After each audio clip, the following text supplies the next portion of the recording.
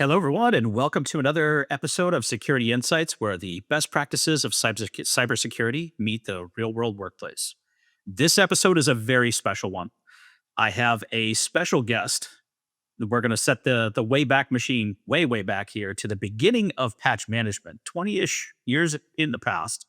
And to help me do that, I've brought on a former colleague of mine from when I started my career in the vendor space quite a while ago. So I'd like to introduce our special guest for today, Eric Schultze, formerly of Amazon, formerly of Microsoft, and formerly of Shavlik Technologies, where Eric and I first worked together starting back in 2004. Eric, welcome to the episode. Thanks for having me, Chris.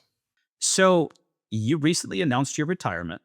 And as you did that, I kind of had this thought about how things have evolved over time, and I thought it'd be really fun to take a look back at some of the early days of patch management really becoming a thing. I think there's a couple of things that those of you who have been in the patch management space for a while might remember.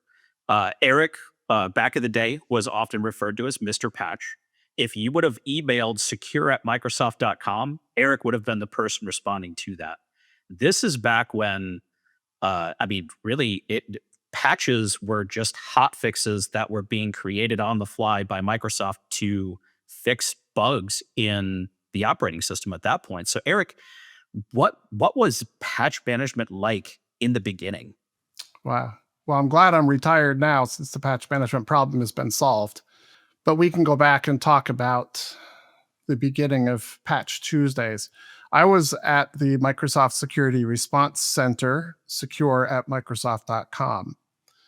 To be most responsive to customers, we wanted to release the patches, the security patches, as quickly as possible. So as soon as a patch was done and the product team blessed it, we would go ahead and issue the security bulletin with the corresponding patch. That could be on a Friday afternoon. It could have been on a Monday morning. We released one patch years ago. It was an Exchange server patch. Moments after releasing it, a bug was identified in the patch. So we pulled the patch down after we updated the security bulletin to say we were pulling the patch down. We released the patch a second time that same day and updated the security bulletin. A few hours later, the team identified that there was still a bug inside of that patch. So they pulled that patch down again and released it a third time that same day. Again, this was in this press to get the patches released as soon as possible. Didn't work out so well in that case because we released it 3 times in a day. We shortly thereafter moved to a weekly patch process. That was Patch Tuesday. It was every Tuesday. That helped customers because you could then plan when security bulletins and patches would be coming out. Would be on Tuesday afternoons. The patches had to be completed some number of days prior to that time, where it could then be thoroughly vetted and tested and then released on Tuesday. And we found that cut down on the reoccurrence of reissuing patches, and it brought the quality up. At some point after I left MSRC, that weekly process morphed into a monthly process to the Patch Tuesday that we know today. So just after you had left there, I know that there were a couple of things that happened just before I had joined Shavlik, and that was the creation of MBSA, and shortly after that, the creation of what became HF NetCheck Pro, and that's the product that I originally came into Shavlik and was supporting. So, what was really the driving factors that led to the need for a network-wide security scanner, basically? So when I joined Microsoft, I believe it was my third day in, my boss invited me to a meeting with Mark Shavlik, who was an external vendor, and was building a product internally for Microsoft that would help internal Microsoft employees see that their security vulnerabilities and their patches were properly updated. We built an internal tool. It was an ActiveX control that internal employees could run, but we thought, hey, why not take this and externalize it as an ActiveX control? As part of doing that, we needed to capture patch information. So Microsoft on Patch Tuesday, or on the patch release days, Microsoft would mail Shavlik the patches which Shavlik would parse that, put that inside of a data file, and send a data file back to Microsoft where it would get posted inside of the ActiveX control so that it could be scanned. We realized that would not scale so well and be so quick when we released this to consumers. So we moved to an XML format for patch data. And patch data, meaning the file names, file locations, file version numbers, and checksums for English language product. When we had all of that data, we said, hey, wait a minute, rather than having an ActiveX control that works just on the local machine, why don't we convert this to be something that a network administrator or security person could run across the network? At that time, there was a tool called HF Check for hotfix checker that was used by the IIS team for Internet Information Server. And that had specific patch information just for IIS patches. And you could run that locally on your machine. So we said, let's follow in that vein. Let's do the XML file like they're doing, but let's expand this to be all the operating system patches. And let's take this HF check and insert the word net for network, HF net check, and shortened that down to an 8.3 naming convention, and said let's be able to scan domains, IP ranges, host names. We'll resolve everything back to NetBIOS names or IP addresses, and remotely scan, assuming that the remote host had TCP 139 or 445 open for the NetBIOS connection. And assuming you had admin credentials to that remote machine, and it could thoroughly interrogate that machine and return results back. That became hfnetcheck.exe, which Shavlik said, here, Microsoft, you can release this on your website, and Microsoft happily did. That was one of the most downloaded tools I had seen in a long time. People love downloading hfnetcheck to scan for patches. That was later extended to include the security vulnerabilities, security configuration information, which became Microsoft Baseline Security Analyzer. So the Baseline Security Analyzer would look for top number of configuration items that you should tackle. It was no longer an ActiveX control.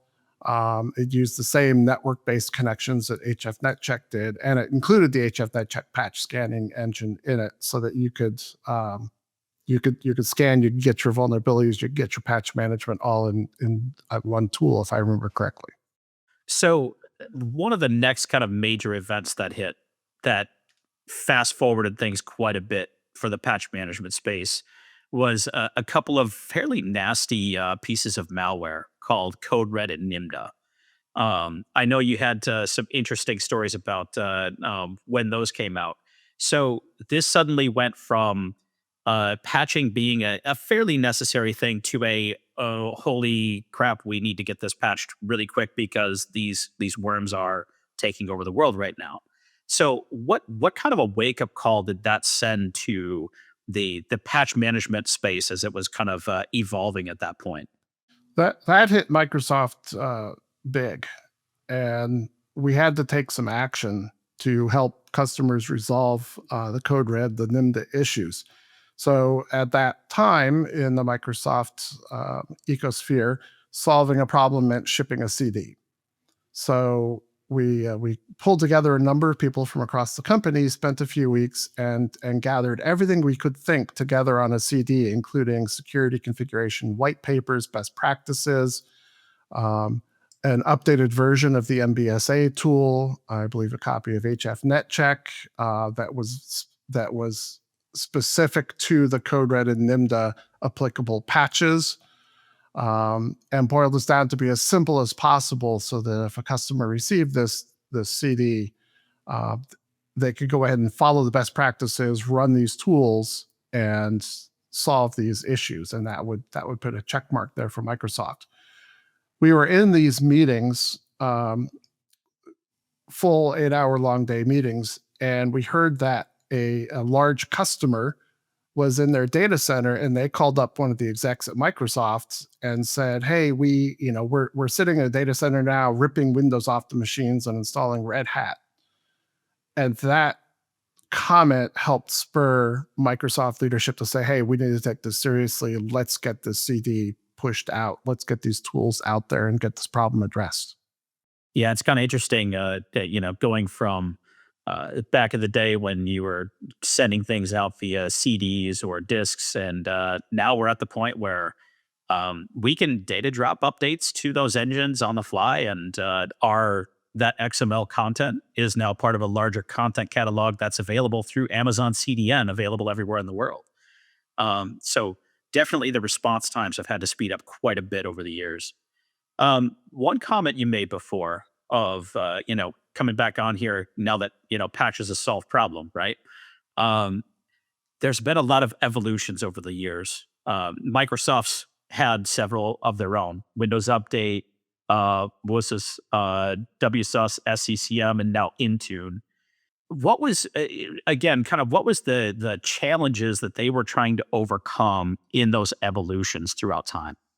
Windows Update was focused on some operating system patches for consumer PCs.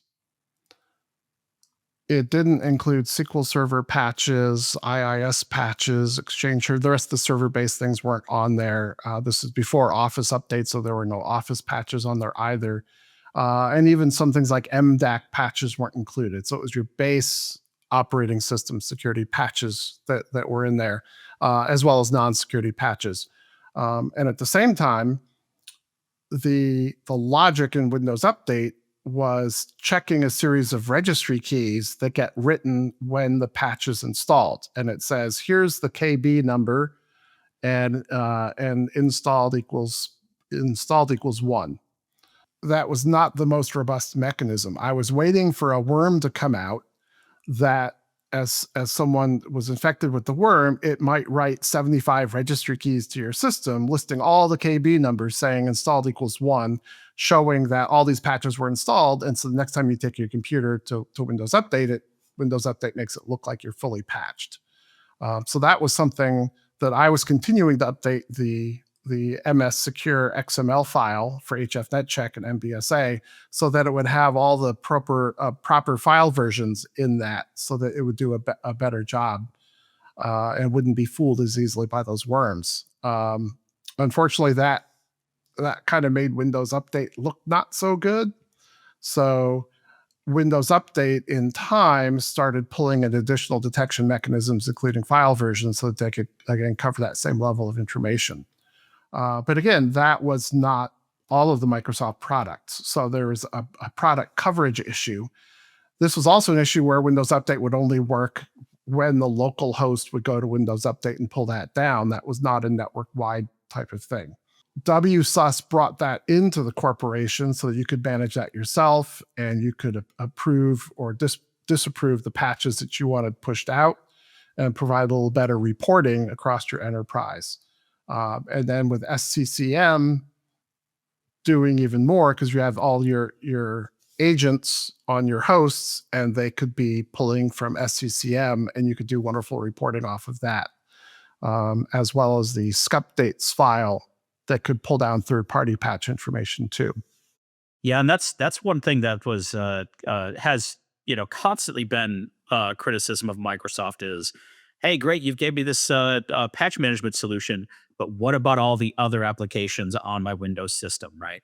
So that definitely became a big kind of key point for the broader patch management ecosystem really exploding. Is it crossed over multiple platforms? It crossed over into the third party app side.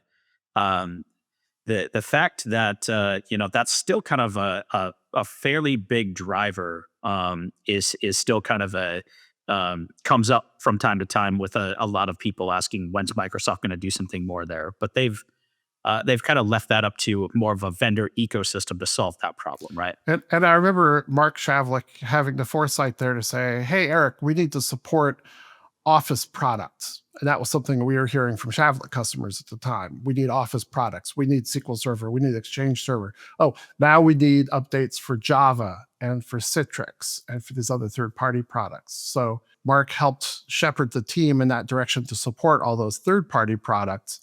And I remember making specific filtered XML files that would have the data just for those third-party products that could be put into scupdates XML file. I forget what scup stood for, but that would allow customers, SCCM customers, to download this extra XML file that we had created that would have all these third-party patches in it, allowing them to scan for these things as well. So I thought that brought a lot more coverage. And then along with other vendors, whether it was St. Bernard or BigFix or PatchLink and others, we're adding this third-party support as well. Yeah, that was the System Setter Update Publisher. Um, yep. So that was we do still have a catalog that specifically publishes to that as well. So yeah, absolutely. Also Intune now as well, because we've got the ability to publish to both SCCM and Intune from the same plugin. Nice. But still a hot topic for a lot of organizations. How do you make sure you're covering everything you need to? So we've seen kind of a long history of evolution in there, and now we're in this every work from anywhere connected world, and we've got these SaaS platforms that are taking over as the management solutions there. We're continuing to see kind of this evolution of what's next, and now really the big thing now is the shift over to risk-based prioritization. So Microsoft, I'm not even sure when it was introduced, but they had a severity rating system. You know, Microsoft Critical was kind of the, hey, here's what's urgent, right? Um, when did like CVEs start to publish in there, and when did that really become more of a driving factor in bringing more security context into the equation? I remember CVEs hitting, I believe, hitting the security bulletin process while I was still at Microsoft in the Security Response Center. Hmm. Um, that's still required a little more work for customers to go look up the CVE so they can get additional information on what's going on there. I remember in the Shavlik products adding CVEs to each of the patches. I remember third-party vulnerability scanning products adding CVEs. Um, and those products might return and say, "Hey, Eric, you've got 500 vulnerabilities on your computer." Right? And you might have a million vulnerabilities across your enterprise. And it just sounds so intimidating. But Right. I said, wait a minute, this is not right. There's only so many patches. Well, there's multiple CVEs addressed by each patch. So if instead of thinking about it by the number of vulnerabilities according to CVEs, look about it as the number of patches you need to apply to address all those vulnerabilities. So if I had 500 CVEs, that might be remediated by applying 45 patches to my system. So then it's a lot easier to look at a report and say, hey, Eric, you're missing 45 patches on your PC. Apply these and you're good for 500 CVE vulnerabilities. So over time, we've had this pretty significant evolution. The shift to being able to manage remote users more effectively. COVID hit, and one of the hottest topics that came up when COVID first hit, there were a number of blog articles and web events and other things trying to help people figure out how to continue patching their systems when none of them are on the network anymore. So this is kind of an interesting point in the evolution. You talked about how we went from local assessment of just the Windows OS to being able to even scan for updates across the network. But suddenly, when the network was no longer a factor, we had systems that could be connecting from anywhere. That was a pretty significant shift in the market. So I think at that point you were at Amazon still. I think what was the major shifts that you were seeing at that point when people were really trying to refigure out how they were going to manage a world when it wasn't as connected to the network as they were used to? That really puts the reliance on agent based solutions that are checking back into the corporate network. Very lean data streams.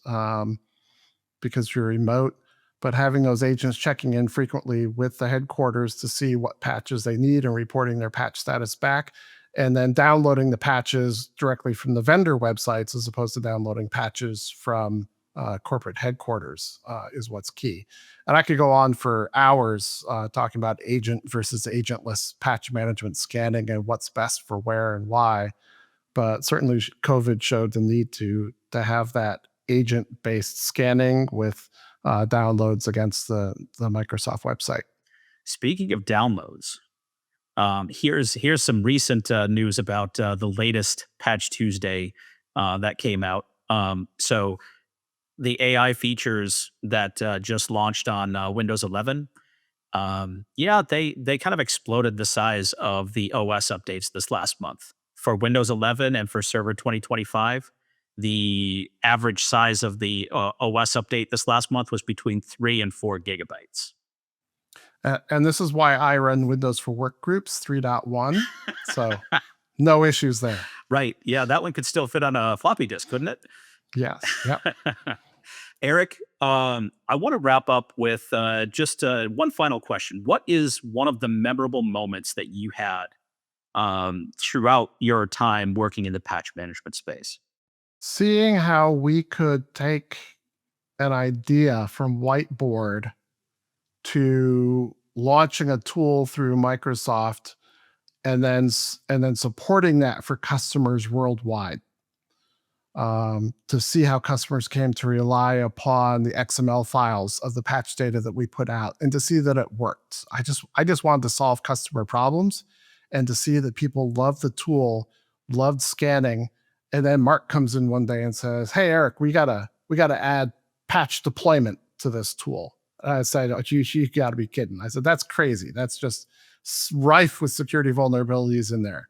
He kept pushing, and boy, we ended up getting it done, as with as much of the security as we could put in as possible, so that customers could not only scan but also deploy patches.